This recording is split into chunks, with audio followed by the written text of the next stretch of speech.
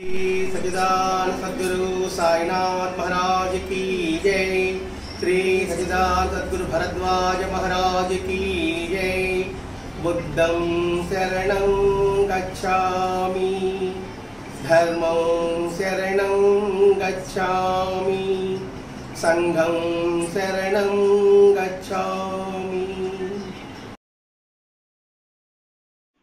సద్గురు శ్రీ సాయినాథుని యొక్క సాన్నిధ్యంలో ఆచార్య ఇక్కడ భరద్వాజ మాస్టర్ గారి యొక్క ఆశీస్సులతో ఈరోజు బుద్ధ ధ్యాన హృదయం అధ్యాయం 4లోని అంశాలని మన పరిణితి మేరకు వివరించుకుంటున్నాం. ఈ అధ్యాయం మహోన్నతమైనది, అద్వితీయమైనది. ఎందుకనంటే అధ్యాయము 4, పురుషార్థాలు 4, ధర్మ అర్థ కామ. 4వది ఏంటి? మోక్షం. మోక్షం అంటే ఏమిటి? విడుదల. ఈ అధ్యాయం మొత్తం కూడా విధ్వంసం నుంచి, విరోధుల నుంచి, వినాశం నుంచి మనని విముక్తి కలిగించే అధ్యాయం ఇది. విరోధులు, విధ్వంసము, వినాశనం, ఈ 3 మనిషిని అనగదొక్కుతుంది. ఈ అనగదొక్కేది, రక్షించేది ఈ అధ్యాయం. అందుకే ఈ అధ్యాయం 4 అని మాస్టర్ గారి ఉద్దేశం కూడా అదేనండి.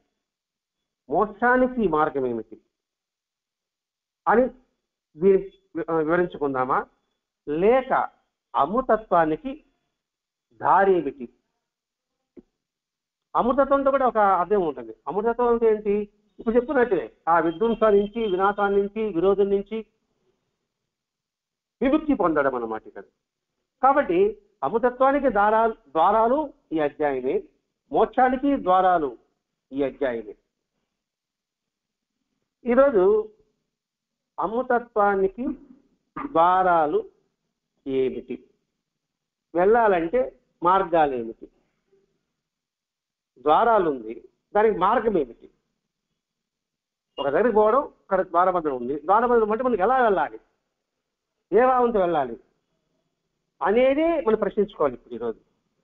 దానికి ఏమంటే ఆత్మోధారణే నిజమైన మనకు సహకారం అందిస్తుంది. దేనికి? అమృతత్వానికి. అమృతత్వం అంటే ఏంటి? నాశనము లేనిది అనే అనే విధానంలో మీరు వెళ్ళడానికి, నాశనం లేని స్థితికి మీరు వెళ్ళడానికి దానికి మార్గం ఏంటంటే ఆత్మోధారణ. అంటే మనల్ని మంది ఉద్ధరించుకుంటే తప్ప ఆ ద్వారానికి దరిదాపులో కూడా మనం వెళ్ళలేము. దానికి మార్గాలు మనకి మహాత్ములు ఎప్పుడో చెప్పే ఉన్నారు. మరి ఆ మార్గాల్లో ఏమిటి? సత్యపు స్థానము అంటే బుద్ధుడు చెప్పిన మాట సత్యపు స్థానం అన్నాడు. అంటే కాయానుపశ్యనము, ధర్మానుపశ్యనము, వేదానుపశ్యనము, చిత్తానుపశ్యనం అని 4 చెప్పున్నాడు. కాయానుపశ్యనము, వేదానుపశ్యనము, చిత్తానుపశ్యనము, ధర్మానుపశ్యనం అన్నాడు. అంటే ఏంటి? శరీరం మీద ధ్యానము, భావోద్రేకుల కూర్చిన ధ్యానము, మానసిక స్థితిపై ధ్యానము, మనో విషయాలపై ధ్యానం. ఇది సహకారం వస్తుందని చెప్పేసి మనం మొట్టమొదటి అధ్యాయాన్ని వివరించుకుంటూనే వస్తున్నాం. ఇక్కడ ఆత్మోధారణ అన్నప్పటికీ తనను తానుగా తన ఆత్మను అర్థం చేసుకునే ప్రయత్నం, ఉద్ధరణ ప్రయత్నం జరగాలి. అంటే ప్రయత్నం లేకుండా మనం ఏ పని సాధించగలం? ఉన్న చోటనే ఉన్నాం అనుకోండి, ఏడైనా మొంగలు అక్కడే ఉంటుంది.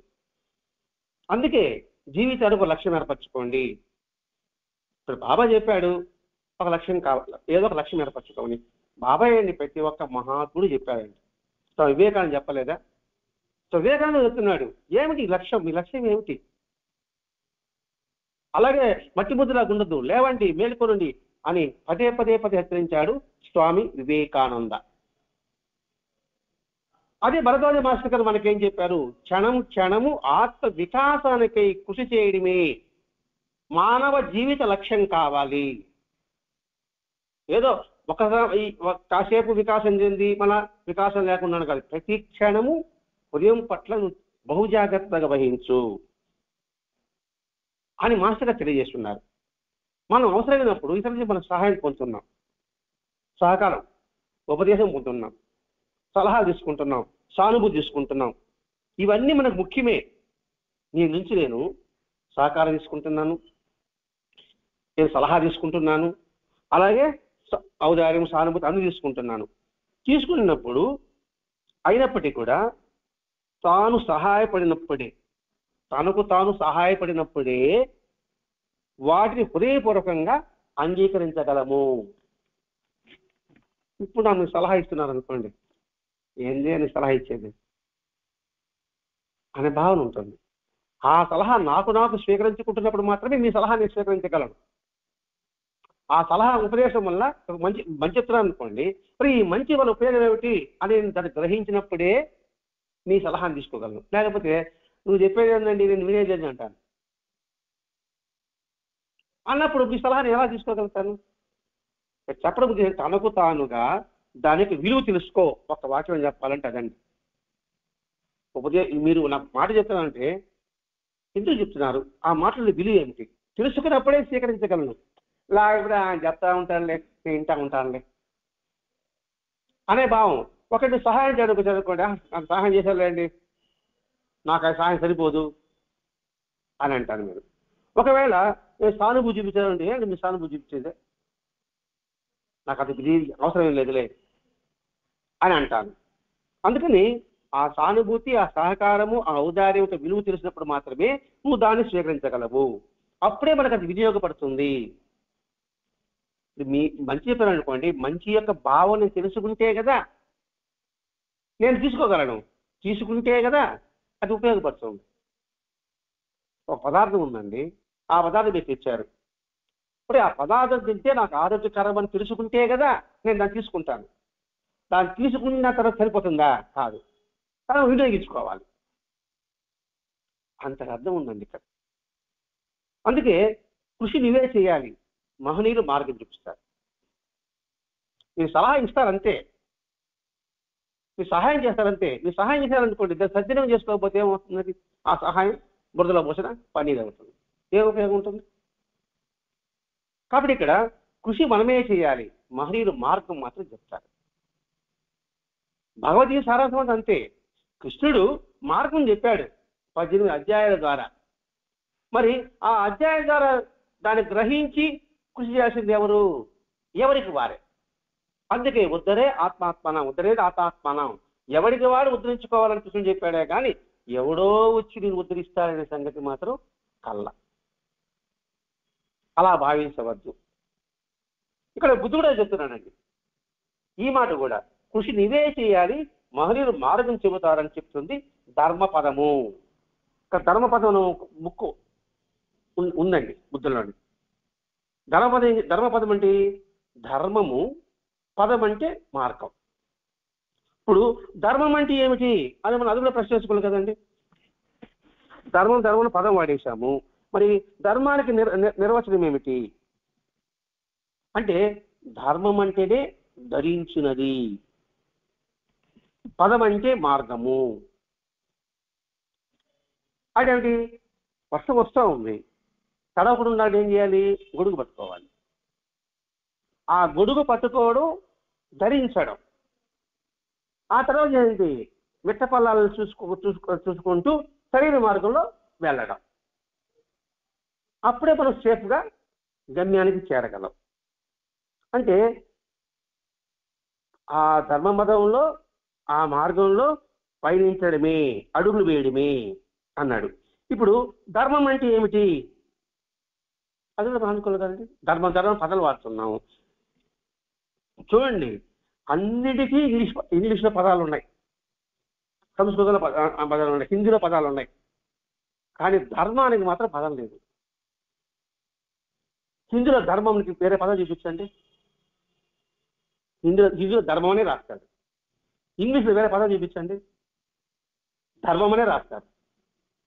ఇప్పుడు ధర్మానికి వేరే ఉన్నదండి. ఇప్పుడు నీతికి, నియమానికి, న్యాయానికి అనే పదాలు ఉంటాయి, కానీ ధర్మాన్ని మాత్రం ఏ పదము లేదు.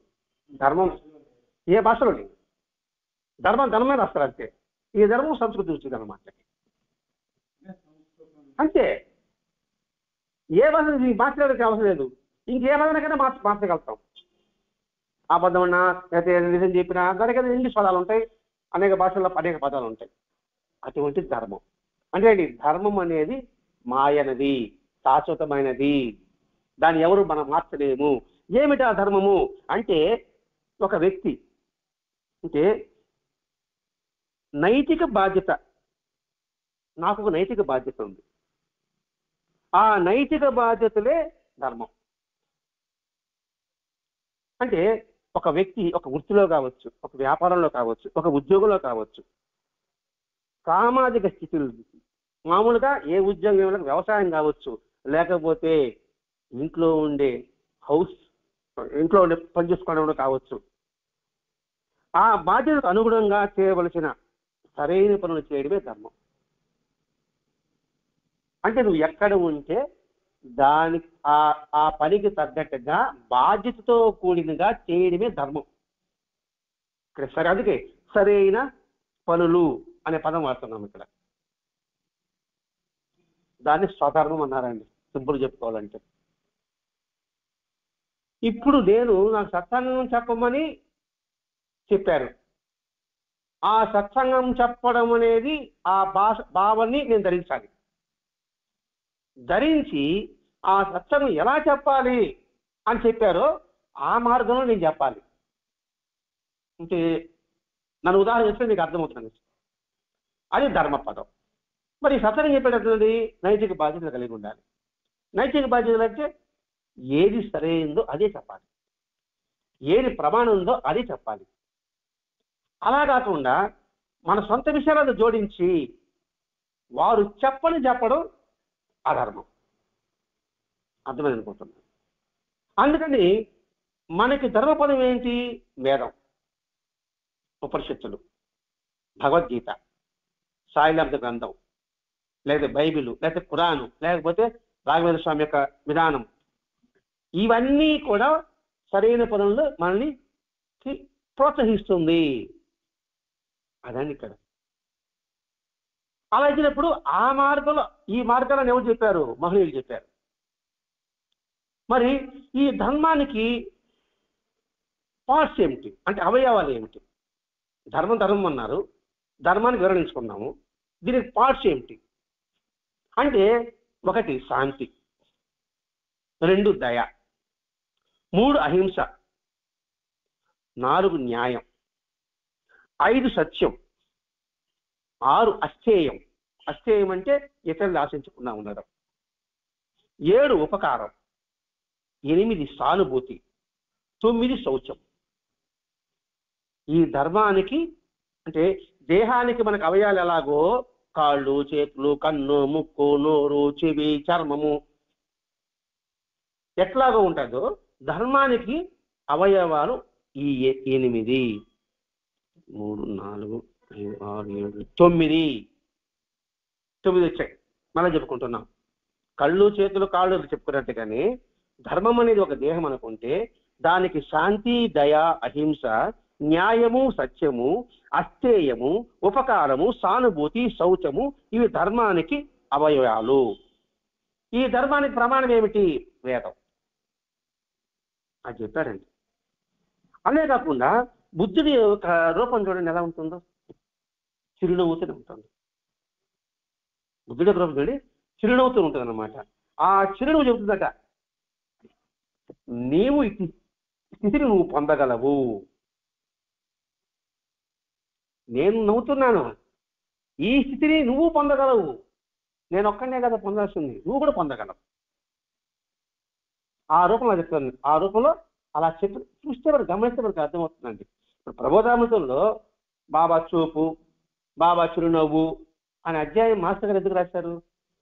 ఆ చూపులో అంతలీనంగా దాగి ఉన్న ఆధ్యాత్మిక సత్యము, లౌకిక జీవిత విధానము ఉంది. అలాగే నవ్వులో కూడా ఉంది. అలాగే ఇక్కడ బుద్ధుడి విషయంలో కూడా ఆయన చూస్తే ఆ రూపం చెప్తుంటే, ఒరేయ్ నన్ను ఊరికే చూస్తున్నావు, నువ్వు కూడా ఇటు స్థితి పొందగలవు. అమృతత్వానికి ద్వారాలు తెరిచే ఉంటాయి. ఎప్పుడు ద్వారాలు మూసి ఉండవు, తెరిచే ఉంటాయి. నువ్వు తెరిచి ఉండే సంగతి ముందు గ్రహించాలి. ఇలా కదండి మోక్షానికి అక్కడ వెళ్ళడానికి దారి తెలిసి ఉండాలి. దారి అందరికీ తెలుసు.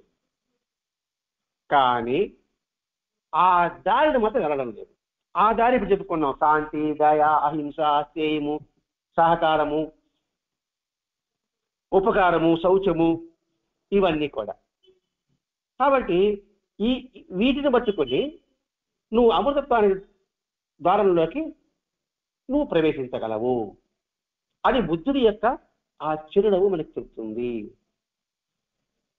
ఇప్పుడు మాస్టర్ గారు ఒక సిట్టింగ్ పొజిషన్ ఉంది.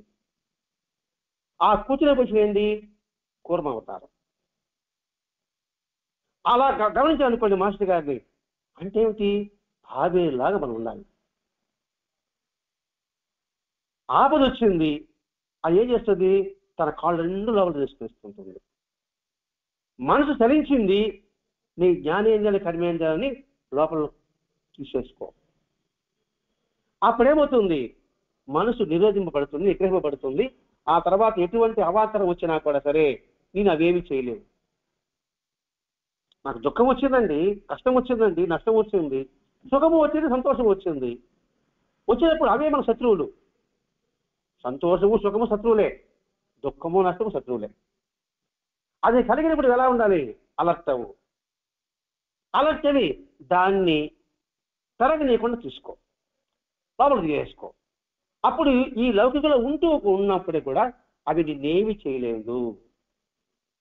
సంతోషము నిన్ను పొంగనీయదు, దుఃఖము నిన్ను పొంగనీయదు.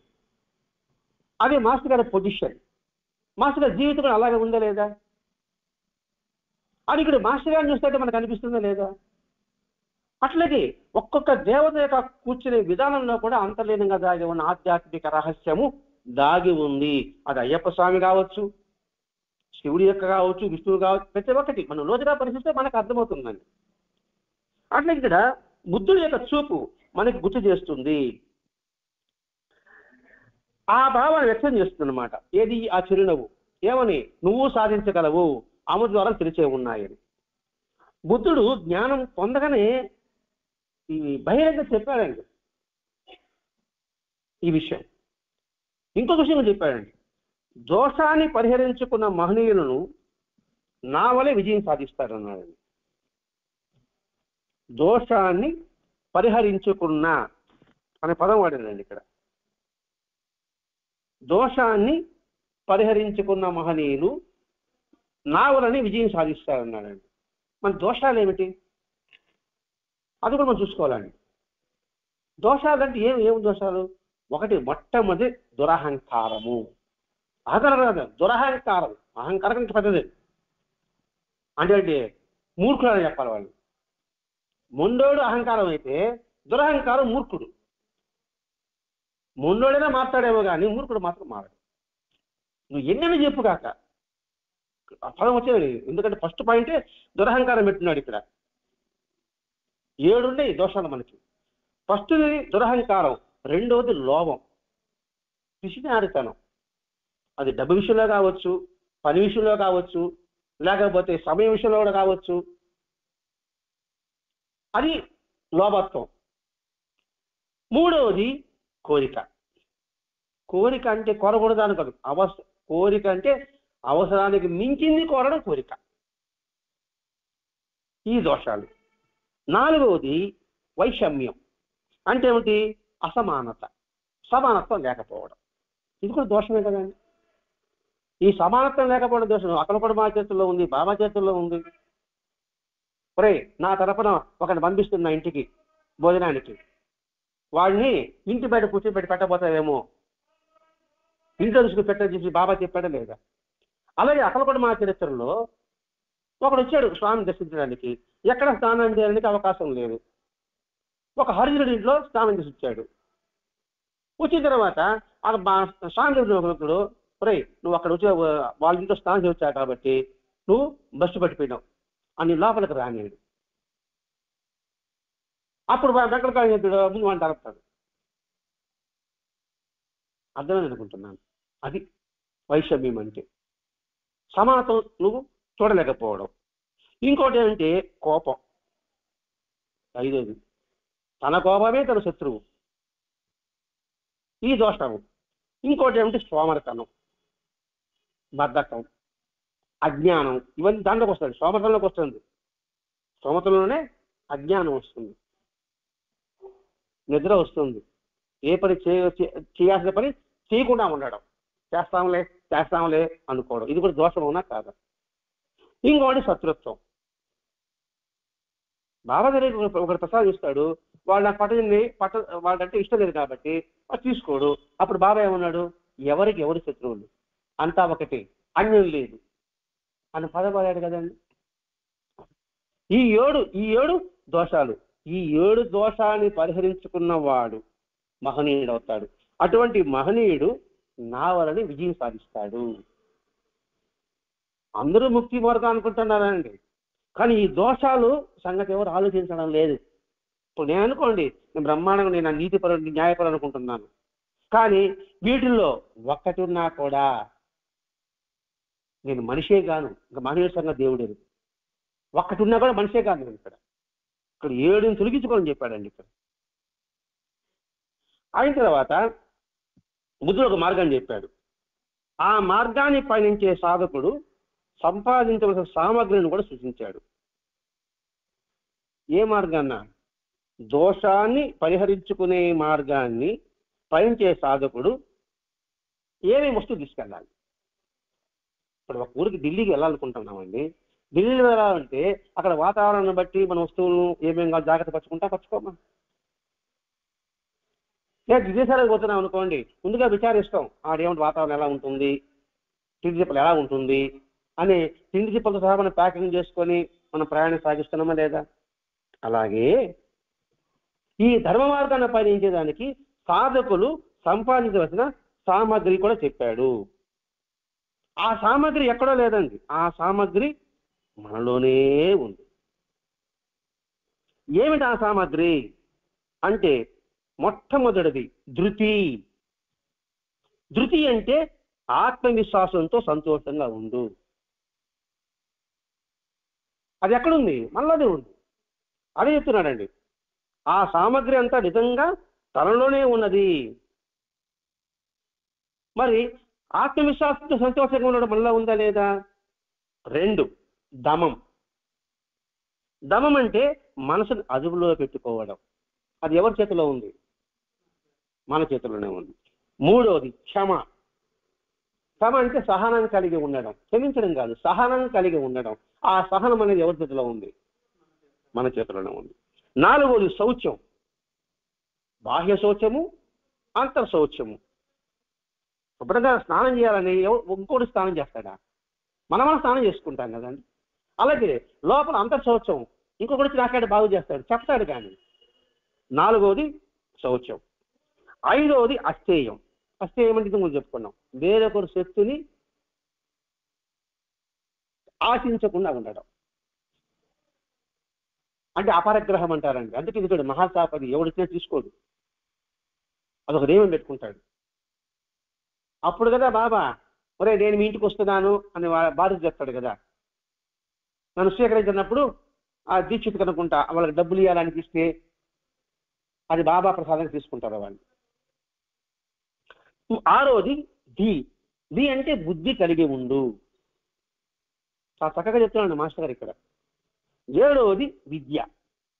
విద్య అంటే నిరంతరం తెలుసుకోవడమే. ఏం తెలుసుకోవాలి? ఏది మంచి ఏది చెడు అని విశ్లేషించి ప్రవర్తించు. 8వది సత్యం. సత్యం అంటే నీతి నిజాయితీతో నువ్వు జీవించు. 9వది అక్రోధం. అంటే నీ యొక్క భావోద్వేగాల్ని అదుపులో పెట్టుకో. ఇది కొంచెం వేదాల పరిశీలన చెప్పుకున్నామే, అదనమాట. 10వది ఇంద్రియ నిగ్రహము. అంటే అనవసరమైన వాటి కోసంగా నువ్వు పాకులాడవద్దు. అవసరమైన పాకులాడు, అనవసరమైన కోసం పాకులాడవద్దు. ఎందుకంటే మనం ఈ మెదడులోకి మనసులోకి ఉండేదంతా పోయేస్తున్నాం, ఇది మంచి అన్నీ పోయేస్తున్నాం, ఫుల్ అయిపోయింది. ఇప్పుడు మంచి కావాలంటే గ్యాప్ లేదే. కాబట్టి మంచి చెడు తీసుకుంటున్నాం, చెడు తీసుకోవద్దు, మంచిగా తీసుకో, సగం ఖాళీ ఉంటుంది, మళ్ళా తిరిగి మంచిది దాంట్లో ఉంచడానికి ఉపయోగపడుతుందా లేదా? ఇప్పుడు నేను పుస్తకాలు అనుకోండి, పుస్తకాలు చేశాను అనుకోండి, అన్ని పుస్తకాలు పేపరు నవళ్ళు అన్నీ పెట్టేశాను అనుకోండి, ఏదైనా మంచి గ్రంథం వచ్చింది అనుకోండి, ఇంకా నా లోపల గ్యాప్ యాడ్ ఉంది, విసుగుపడుతుంది, పక్కన పెట్టేస్తాను. అర్థమైంది అనుకుంటున్నాను. అర్థమే చెప్పి కొన్నే చదువు, కొన్నే చూడు, కొన్నే విను, కొన్నే మాట్లాడు. ఆ కొన్ని ఎలా వస్తుంది? నా యొక్క స్వభావాన్ని బట్టి వస్తుంది, నా యొక్క నడతను బట్టి వస్తుంది, నా యొక్క ఆలోచనను బట్టి వస్తుంది, నా యొక్క సన్నిహితం, నేను ఎవరితో స్నేహం చేస్తుంటానో దాన్ని బట్టి వస్తుంది. చాలా చక్కగా ఉందండి. ఆ కొన్నిలో మనలోనే ఉందా, వేరే దగ్గర ఉందా? రెండవది ధర్మం మూలం ఏమిటి? దయ. క్షమానికి అంటే సహనానికి మూలం ఏమిటి? నీకు దైవ దర్శనం అవుతుంది. దయకేమో ధర్మం గోచరవుతుంది, సహనానికేమో దైవ దర్శనం లభిస్తుంది, లోభానికేమో పాపం సంక్రమిస్తుంది, కోపానికేమో మృత్యు దర్శనమిస్తుంది. వాస్తవదే. కోపం అంటే హై బీపీ వచ్చేసేది అనుకోండి, ఇంకేముంది, మృత్యు దగ్గర పడింటే కదండి. కాబట్టి ఇవన్నీ ఎక్కడుంది? నీలోనే ఉంది.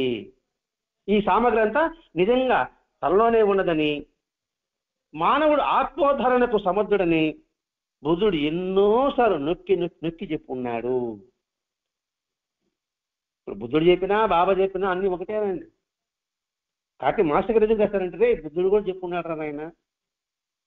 పోడి ఇంత కష్టమైన పదాలు నీకు అవసరం లేకుండానే మీకు సాయిలాంత కదా నీకు ఇచ్చానురా. ఇప్పుడు సాయిలాంత కదా వీళ్ళు బాగా తెలుస్తుంది. మరి ఇవన్నీ బాబా ఎంత సులభంగా చెప్పాడు. ఈయన చెప్పాడు, ఆయన అనుభవాలతో మనకి ఇచ్చాడు. ఏది? హింస విషయం గురించి ఇచ్చాడు, అలాగే ఉపకారం గురించి ఇచ్చాడు, స్నేహత్వం గురించి ఇచ్చాడు, లోభిస్తున్న వాడికి ఇచ్చాడు, అహంకారం ఉన్నవాడికి ఇచ్చున్నాడు, శత్రుత్వం ఉన్నవాడికి ఇచ్చాడు, అలాగే న్యాయపరమైనప్పటికీ సలహా ఇచ్చున్నాడు, ఉపకారం పరంలో ఇచ్చున్నాడు, దయకి అనుభవాలు ఇచ్చున్నాడు. ఇక్కడ పదాలు చెప్పాడు, కానీ సాయి అనుభవపూర్వకంగా వాటి యొక్క అర్థాన్ని భావాన్ని మన మనసుకి హత్తుకున్నట్టుగా ఇచ్చాడు అనమాట. అందుకు సాయిలాంబ గ్రంథం ఇంట్లో ఉంటే నువ్వు ఏ గ్రంథం లేకపోయినా కూడా ఒకటే. అన్ని గ్రంథాలు సాయిలాంబం ఉంటే అన్ని గ్రంథాలు ఉంది, ఇది కానీ లేకపోయింది అనుకోండి ఉపయోగం ఉండదు. ఏది? సాయిలాంబ గ్రంథం లేకుండా ఎన్ని గ్రంథాలు ఉన్నా ఉపయోగం ఉండదు. ఎందుకంటే వాటి అర్థం మనకి ఎలా అర్థం అవుతుంది? ఇప్పుడు భగవద్గీత సారాంశం కావచ్చు, మహాభారతము, రామాయణం, భాగవతం యొక్క సారాంశం కావచ్చు, అన్నీ కూడా మనకి సాయిలాంబ గ్రంథంలో నిక్షిప్తం చేయబడి ఉంది. అందుకని మాస్టర్ గారికి సాయిబాబా జీవి చరిత్ర పెట్టకుండా సాయి లీల అమృతం పెట్టాడు. ఇప్పుడు చెప్పుకున్నాం, అమృతత్వానికి ద్వారాలు ఏమిటి అంటే మనకి సాయిలాంబ గ్రంథమే. ఆ తర్వాత ఈ సామగ్రిని గురించి ఎంతో సరళంగా సంపూర్ణంగా చెప్పబడిన స్తోత్రమే శక్తిపుస్తాను. మళ్ళా చెప్తున్నాను అంటే శరీర మీద ధ్యానము, భావోద్రేక మీద ధ్యానము, మనసు మీద ధ్యానము, మానసిక మీద ధ్యానము. ధ్యానం అంటే ఏమిటి? దాని మీద గమనించడం అర్థం అండి, ఇంకేం కాదు. కాబట్టి ఈ ఉపకరణానికి అదే అని చెబుతూ నిరంతరము స్మృతిని కలిగి ఉండు. ఇక్కడ స్మృతి అంటే ఎరుకండి, నిరంతరం జ్ఞాపకం ఉంచుకోవడం అనేది, పదే పదే గుర్తు చేసుకోవడం. ఏది? ఇప్పుడు ఇవి చెప్పేదివన్నీ కావచ్చు, లేదా ఇవన్నీ పక్కన పెట్టేసి ధర్మము అనే పదాన్ని గుర్తుపెట్టుకున్నా చాలు. ఎందుకని ఇప్పుడు చెప్పాడు, దోషాలు ఏమిటో చెప్పాడు, ఆ దోషాలు కావాల్సిన నివారించుకోవడానికి సామాగ్రి చెప్పాడు. చెప్పినప్పుడు దాని మీద నిరంతరం ఎరుక కలిగి ఉండు.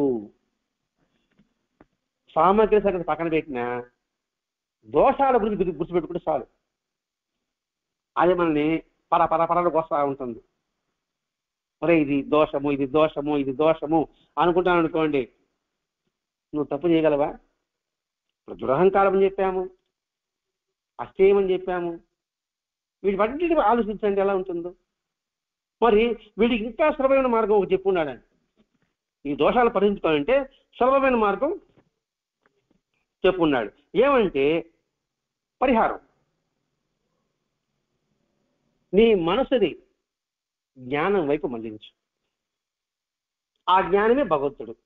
నీ మనసుని భగవంతుడి పని పెట్టు. రెండవది, నీ నోటిని భగవంతుని గురించి పలుకు. నీ కళ్ళు భగవంతుని వైపే చూడు. నీ చెవులు భగవంతుని యొక్క సూక్తులు యొక్క నామము విను. నీ చేతులు ఆ భగవంతుని పూజించు.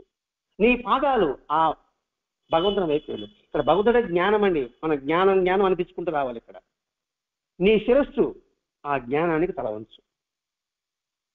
ఇది పరిహారాలు. మరి ఇంత సులభమైన మార్గం ఇంకా మనకి ఎక్కడ లభిస్తుంది చెప్పండి? అందుకని ఈ సులభమైన మార్గం స్మృతిని కలిగి ఉండు. ఏం ఇది? నా తల ఆయన పాదాలు, నా కళ్ళు ఆయన చూడడం, నా చెవులు ఆయనవే వినడం, నా నోరు ఆయనే పలకడం, నా మనసు ఆయనకి అర్పితం, నా చేతులు ఆయనకి పూజించడం, నా కాళ్ళు ఆయన దగ్గరికి వెళ్ళడం. మరి ఈ పరిహారం కదా, దీని స్థితిలో కలిగి ఉండు అన్న మాటల్లో మనం క్లుప్తంగా చెప్పుకోవచ్చు. అంటే ఏంటి? ఈ మనసును నువ్వు నిరంతరం గుర్తించి ఉండు. ఎందుకంటే కారణం మనసులోనే ఉంది. అంత దుఃఖమైన సుఖమైన. అందుకే బుద్ధుడు మాట చెప్పాడు, దుఃఖము దానికి దుఃఖం ఎలా వస్తుంది, ఎలా ఉత్పత్తి అవుతుంది, దాని యొక్క వినాశం ఏమిటి, అంటే దుఃఖానికి కారణం ఏమిటి, ఆ దుఃఖ నివారణ ఏమిటి, ఈ 4 మనలోనే పుడుతుంది. అందుకని దుఃఖము, దాని ఉత్పత్తి, దాని వినాశము, దానికి అవసరం మార్గము, వీటిలో ఏది ప్రబలంగా ఉంటుంది అనేది కూడా మన మనసు మీదే ఉంటుంది. నివారణకి మార్గం మీద నా మనసు ఉందా, లేకపోతే దుఃఖం మీదే నా మనసు ఉందా, అది ఎలా వస్తుందో అనే దాని మీద నా మనసు ఉందా, దాన్ని ఎలా నివారించాలి అనే దాని మీద మనసు ఉందా? అది ఎవరికి వాడు చూసుకోవాల్సిందేనండి. గడుస్తున్న చరణంలోనే మనసు చేస్తున్న పనులు ఎటువైపుగా సాగుతున్నాయి అన్న దాని మీద దృష్టి పెట్టు. మాట్లాడుతున్నాం, వింటున్నాం, చెబుతున్నాం, నీ మనసు ఏ వైపు వెళ్తుంది అది నిరంతరం గమనించు. అంటే నిరంతరం ఎరుకలో ఉందని అర్థం అండి. దీంట్లో లివ్ ఇన్ ప్రజెంట్. ఒక వాక్యం చెప్పుకోవాలంటే వర్తమానంలో ఉండు, జాగ్రత్తగా గమనించు. మనం ఇక్కడ ప్రయాణం చేస్తున్నాం, ఒక నగల వేసుకొని సుట్కేలు ప్రయాణం చేస్తున్నాం, బస్సు రద్దీగా ఉంది, సుట్కేసు పైన పెట్టాం, చేతులు పట్టుకోలేము. మరి ఎంత రద్దీగా ఉన్నా, ఎంత తోపుడాటున్నా మన దృష్టి అంతా దేని మీద ఉంది? మన నగల పెట్టి మీదే దృష్టి ఉందని ఉంటున్నట్టుగా. లేదా దొంగలున్న జాగ్రత్త, మన జేబులో డబ్బు ఉంది, దాని మీద దృష్టి ఉన్నట్టుగా. అలాగే లౌకికంలో ఉంటూ కూడా ఇప్పుడు చెప్పుకున్నాం, దోషము గుర్తుపెట్టుకో, స్మృతి పెట్టు, దాని పరిహారము స్థితి పెట్టు, దానికి కావలసిన పరికరాల మీద దృష్టి పెట్టు, నిరంతరము దాని మీదే దృష్టి పెట్టు. దృష్టి పెడితే మనకు అర్థమవుతుంది మనం ఎక్కడ పప్పులో కాలేస్తాము అనుకోండి, ఎక్కడ మనం అహంకారంగా మారుతున్నాం అనే సంగతి. అందుకని మాస్టర్ గారు సత్సంగము, పారాయణ ఎందుకు చెప్పాడంటే ఇందుకే. ఎందుకంటే మన మనసు చంచలం, కోతి పరిగిస్తూ ఉంటుంది, దానికి అదుపు అది ఏమి ఉండదు. అందుకని నిరంతరం గమనిస్తూ ఉండు. అందుకే నిన్ను నువ్వే ఉద్ధరించుకోవాలి అని బుద్ధుడు చెప్పుకున్నాడు. అంటే ఇప్పుడు శుచిపు స్థానం అనేది కూడా అదే కదండి. 4 చెప్పుకున్నాం కదా, ఈ 4 కూడా అండి వాళ్ళు చెప్పారు, దాన్ని ఆచరించవలసింది ఎవరు? ఎవరికి వాడే. అన్నం ముద్దని పెడతారు, లేదా నోట్లో కుక్క కలుతారు, మింగాల్సింది ఎవరు? వాడే కదండి. అందుకని ఎవరికి వాడే ఉద్ధరించుకోవాలి, ఆ సామర్థ్యాన్ని క్రమంగా పెంపొందించుకోవాలి. అది ఎలా ఉపయోగించుకోలో తెలియక ఇతరుల పైన అలవాట్ల పైన ఆధారపడుతున్నాడు. ఇప్పుడు నాకు మంచో చెడో చేయాలని, మంచి చేయాలనిపించింది అనుకోండి, ఈ చేస్తే ఉపయోగమా అని అడతాను నేను. మంచి అని తెలుసు కదా, ఉపయోగం అని అడగడం ఏంటి? మళ్ళా నువ్వేం చెప్తావు? ఒకవేళ సరైన మార్గంలో పెట్టి కరెక్ట్ అని చెప్తావు, లేకపోతే ఈ కాలం ఎవరు పనికి వస్తుందండి అవన్నీ అని మీరు చెప్పారనుకోండి, చూసిపోయా. ఎందుకంటే నిజాన్ని మనిషి అంగీకరించడు, అబద్ధాన్ని త్వరగా స్వీకరిస్తాడు. ఇది నేటి సమాజం. నిజం చెప్పాలంటే దానికి అనేక ఉదాహరణ చెప్తే తప్ప ఒప్పుకోడు. అబద్ధం ఒక మాట చెప్తే నిజంగా ఒప్పుకొనేస్తాడు అంతే. కృష్ణయ్య గారు పలానా దగ్గర ఉన్నాయండి బ్రాంతి షాప్ కూడా, అవునా ఉండే ఉంటాడులేండి అని అంటాను. అదే నిజం చెప్పలే, ఏదో నాకంటే అనుమానంగానే ఉందండి ఆయన కళ్ళు చూస్తుంటే, మీకు నిద్రలో అక్కడ ఎర్రగా ఉంటాయి కళ్ళు, కళ్ళు చూస్తే నాకు అట్లా అనిపించడం లేదండి అని అంటే చూడండి ఎలా ఎంత తేడా ఉందో. అందుకని చెప్పింది ఇక్కడ ఒకరి మీద ఆధారపడినారు. దీనికి ఉదాహరణ రామాయణం అండి. మందర కైకేయి రాముణ్ణి ఎంతగా ప్రేమించింది, భర్తల కన్నా ఎక్కువ ప్రేమించింది రాముణ్ణి కైకేయి. కానీ మందర మాట చెప్పేటప్పటికి పెండి అయిపోయింది, తన మంచితనం అంతా పోయింది. అలాగే భారతంలో కర్ణుడు శకునుడు వాళ్ళ యొక్క మాటల వల్ల దుర్యోధనుడు ఏమైనాడు? శకుని కౌరవులు నాశనం చేయాలని నాకు వచ్చింది, అసలు విషయం అది. సొంత మేనమామే తెలుసా దీనికి కథ? వీళ్ళు 100 మంది ఉంటే జైల్లో పడేసి ఒక్కొక్క మితికి పెడితే ఆ మితిని వదలకుండా శకునే తింటాడనమాట. అందుకంటే ఆ శకుని మాటల వల్ల దుర్యోధన పతనం అయ్యాడా లేదా? అదే చెప్తున్నాను, ఇతరుల మీద ఆధారపడుతున్నాం, అలవాట్ల పైన ఆధారపడుతున్నాం. అలా అశ్రద్ధ గురి కావడం వల్ల మనసు అనే అద్భుతమైన పరికరం దేనికి పనికి రాకుండా పోతాం. ఇక్కడ అమ్ముకోవడానికి పదం వాడాడండి, దేనికి పనికి వస్తుంది? లోపలంతా సత్తా లేదు, ఏం ఉపయోగపడుతుంది? దాంట్లో ఉపయోగం ఉంటుంది చెప్పండి? దేనివల్ల? నీకు సరైన అవగాహన లేకపోవడం వల్ల. మంచిని తెలుసు కూడా ఈ చేయిస్తా చేయకూడదా అని అనుమానం ఉండడం వల్ల. రెండవది అలవాటు మీద. మనకు ఒక అలవాటు ఉంటుంది, మరి ఈ అలవాటు కాదు, ఇది మార్చుకోవాలి, నేను మార్చుకోలేనండి, నేను ఇంకే చేస్తాను అనవలేదండి. నీ మనసు పని చెప్తున్నప్పటికీ కూడా అది ఉపయోగం లేకుండా పోతుంది. కాబట్టి మనసులో క్లేశాన్ని తొలగించుకో, మనోశుభ్రతని కూడా పాటించు. ఎందుకంటే మనసే మిత్రుడు, మనసే శత్రువు. ఇది భగవద్గీత అన్నమాట చెప్పుకున్నారండి. అందుకే ఈ మనసు కోతిరా రామా అన్నాడు ఒక కవి. ఇదేంటే ఈ మన జీవితంలో అండి కంటికి కనిపించకుండా జీవితం అనే మహానాటకాన్ని నడిపించేది ఏదంటే ప్రధాన సూత్రధారి మనసు. మన కంటికి కనిపించేది మనసు. మనసు కనిపిస్తుందండి. ఇప్పుడు సిజిస్కేర్ ఎంఆర్ఎస్ స్కాన్ తీసుకోండి, లోపల ఏ పాత్ర అని చూపిస్తాడు డాక్టర్, మనసు చూపించమంటే చూపించగలుగుతాడా? అందుకని కంటికి కనిపించిన మనసు మన జీవితం అనే మహానాటకాన్ని నడిపిస్తుంది. మన చేతే మంచి చేయిస్తుంది, మన చేతే చెడు చేయిస్తుంది. సామాన్యులకైనా అసమానులకైనా మనసు చెప్పినట్టు నడుచుకోవాల్సిందే. దాని చెప్పి నడుచుకుంటాడు, సామాన్యుడు అసమాన్యుడు ఎవడైనా నడుచుకోవాల్సింది. అందుకే మనసు కళ్ళెం వేయాలి, అందుకే మనసు గుర్రంతో పోలుస్తారు. చూడు, మహర్షులు సైతం కూడా వాళ్ళ యొక్క సహనం కోల్పోవడం వల్ల, అంటే సంయమనం కోల్పోవడం వల్ల, అసిద్ధి వర్గాలకు దాసులు అవ్వడం వల్ల అనవసరంగా అసందర్భంగా శాపాలు ఇచ్చారు, శాపగ్రస్తులైనారు. కొబ్బరి శాపించేస్తారు, వర్గం ఉంటాడా అమలు శాపిస్తున్నాడు. అంటే సహనం కోల్పోయాము, సందర్భము అసందర్భము అన్న సంగతి ఆలోచించలేదు, అసిద్ధి వర్గాలకి బానిస చేయడాము.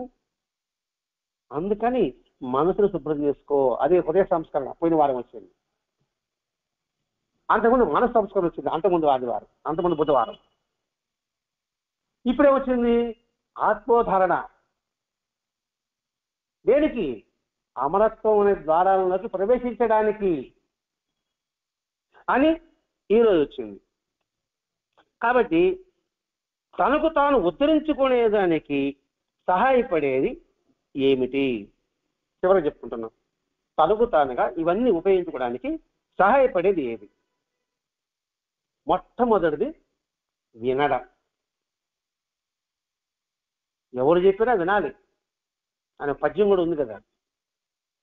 వినడం ద్వారా నువ్వు ఈ అమృత ద్వారాలలోకి ఈజీగా ప్రవేశించగలవు. తద్వారా నీకు ఆత్మోద్ధరణ జరుగుతుంది. రెండవది విని దాన్ని గ్రహించు. గ్రహించిన దాన్ని గుర్తుపెట్టుకో. గుర్తుపెట్టుకున్న దాన్ని స్మరణ చెయ్యి, ఊహించుకుంటా ఉండు. ఆ తర్వాత పొరపాట్లు వస్తాయి, దాన్ని సరిదిద్దుకో. పొరపాటు సరిదిద్దుకున్న తర్వాత నువ్వు ప్రయోజనం కలిగించే విధంగా ప్రవర్తించు. అంటే ఏంటి? నీ ప్రవర్తన, నీ నడవడిక, నీ ఆలోచనలు ఎదుటి వారికి ఉపయోగకరంగా ఉండాలి. నువ్వు విన్నావు, గ్రహించావు, గుర్తుపెట్టుకున్నావు, స్మరించావు, సరిదిద్దుకున్నావు కాదు, అంతవరకు ఉండబాక. ఇతరులకు ప్రయోజనం కనుక నువ్వు మారు. నీ జీవితం ఆ విధంగా ఉండాలి. తద్వారా తత్వజ్ఞానం నీకు కలుగుతుంది. వీటిని సద్వినియోగపరచుకో. పరుచుకున్నప్పుడు మానవుడు మహనీయుడిగా కీర్తి శిఖరాల మీద నిన్ను నిలబెడుతుంది. ఇదండి చివరిగా చెప్తున్నారు. అంటే ఇక్కడ ఇంతకుముందు ఏం చెప్పాడు? మనసు అనే ఉపకరణానికి ఎలా ఉపయోగించుకొని ఇప్పుడు చెప్పుకున్నాడు. మనసుకు ఉపకరణాలు చెప్పాడు. ఏది సాధించాల్సిన సామగ్రి చెప్పాడు, దోషాలు చెప్పాడు, ఆ దోషాలకి పరిహారము చెప్పాడు. వీటన్నిటి ద్వారా నువ్వు అమృతత్వంలోకి నువ్వు ప్రవేశించగలవు. ఇప్పుడు 7 కొండలు దాటితే కదండి మనం ఆనందంలోకి వెళ్తున్నాము. ఇప్పుడు మనం ఎన్ని కొండలు దాడాలి? ముందు దోషాన్ని గుర్తించు. రెండవది దానికి పరిహారాలేదో గ్రహించు. గ్రహించిన తర్వాత దానికి కావాల్సిన సామగ్రి మనం చెప్పుకున్నాం, ఆ సామగ్రిని మూటకట్టు. మూటకట్టిన తర్వాత మనసుని ఉపకరాన్ని ఎలా ఉపయోగించుకోవాలో తెలుసుకో. ఆ తెలుసుకోవడంలో లాస్ట్ చెప్పిన వినడము, గ్రహించడము, గుర్తుపెట్టుకోవడము, ఊహించడము, పొరపాటు సరిదిద్దుకోవడము, ప్రయోజనం కలిగించడము, తత్వజ్ఞానం ఉండడము, దాన్ని సద్వినియోగపరచుకోవడం. కాబట్టి అలా కాకుండా అశ్రద్ధ గురికి వస్తే ఈ మనసు ఎందుకు పనికిరాదు. అందుకని ఆత్మ నిగ్రహం అనండి, ఆత్మోద్ధారణ అనండి, ఇవి కానీ మనం పట్టుకోగలిగితే ఎంత బలహీనుడైనా వాణ్ణి బలవంతుడిగా మారుస్తుంది. అదండి ఈరోజు మనకి ప్రధాన మహర్షి గారు ఈ సప్తగురులో మనకి తెలియజేసిన గొప్ప అద్భుతమైన సందేశం. ఈరోజు మహానవమి. నవమి అంటే 9. ఈ 9 ఈరోజు పరిష్కారం అయ్యింది. రేపు దశమి. అంటే ఏంటి? 9 భావాలు నశించి కొట్టుకునిస్తే దశమి అద్భుతమైన మహాద్వారంలోకి మనం ప్రవేశించగలం. అది ఈరోజు మాస్టర్ గారు మనకు అందించిన గొప్ప ఉపదేశం. స్వస్తి. सच्चिदानंद सद्गुरु साईनाथ महाराज की जय। श्री सच्चिदानंद सद्गुरु भरद्वाज महाराज की जय। बुद्धं शरणं गच्छामि, धर्मं शरणं गच्छामि, संघं शरणं